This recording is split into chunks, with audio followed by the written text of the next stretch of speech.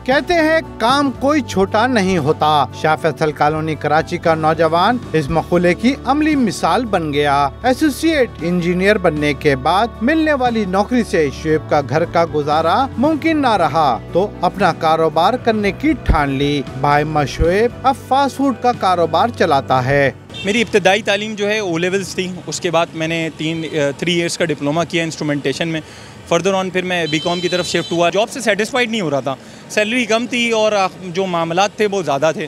तो थक हार के सोचा यार क्या करूं, मशवरा लिया लोगों से, तो लोगों ने मशवरा दिया बिज़नेस करो। तो बिज़नेस में मुझे ये समझ आया शुएब के बनाए गए खाने शहरियों को पसंद आते हैं और एक बार खाने वाला दोबारा ज़रूर यहाँ आता है। हम लोग हर जगह खाते हैं, काफ़ी जगह खाने को मिलता है, लेकिन वहाँ पे उस क्वालिटी का खाना नहीं होता।